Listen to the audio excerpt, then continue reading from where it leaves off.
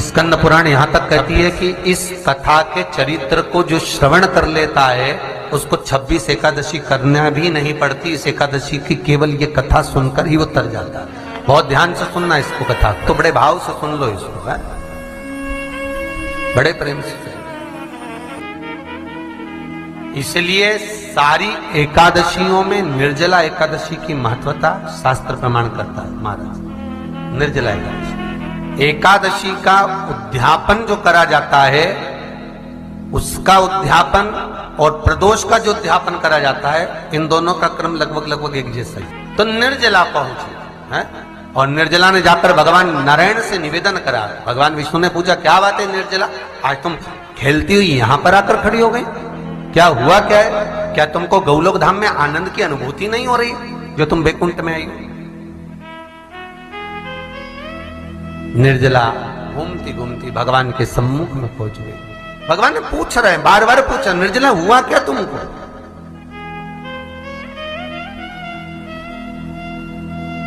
ए निर्जला, ए एकादशी, हुआ क्या है तुमको? क्या कारण है तुम्हारे यहां आने का, बैकुंठ पहुंचने का?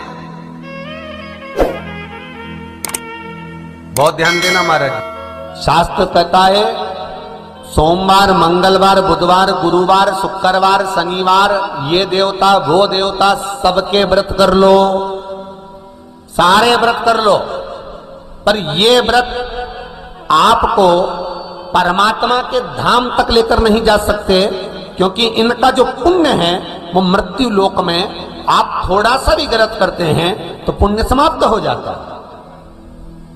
पर हिंदू धर्म के 3 व्रत ऐसे बता दिए जिन व्रतों का पुण्य समाप्त नहीं हुआ।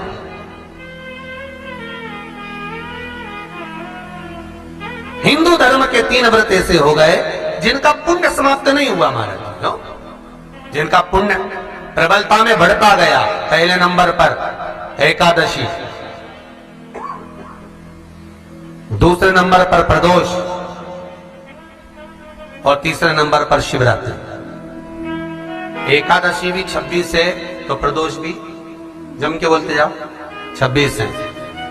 शिवरात्रि केवल 12, केवल 12, और अगर अधिक मास की पड़ जावे तो ये 13, और अधिक की आय तो 13 है।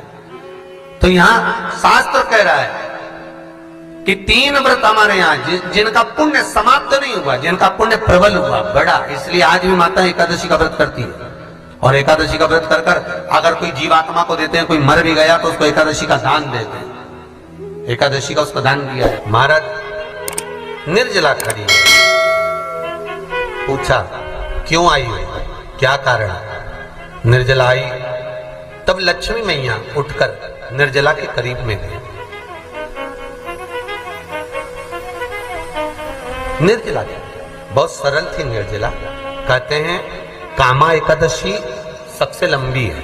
कौन सी एकादशी? कामा। फिर मोक्षदा उससे नीची है महाराज, और निर्जला जो है बिल्कुल छोटा स्वरूप है। निर्जला का मतलब देखा जाए तो केवल 2 चोटी करी हुई है।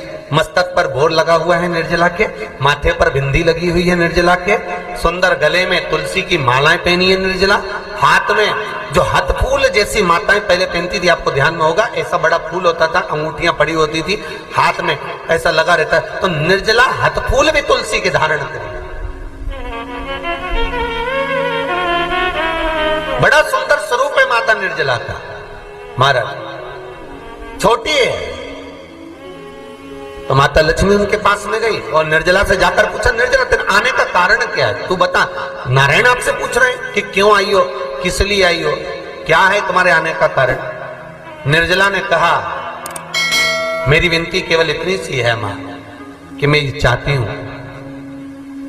कि मैं जीव के प्राण छूटने के बाद उसके प्राणों को जिस समय मैं लेकर जीवात्मा के प्राणों को परमात्मा तक भेजूं, बैकुंठ तक भेजूं, गौलोक धाम तक भेजूं, उस बीच में मुझे ले जाते समय कई नरक भी बीच में पड़ेंगे, कई स्थान ऐसे बैतरणी आदि के स्थान बीच में आएंगे, तो वो स्थान में मुझे रोका ना जाए।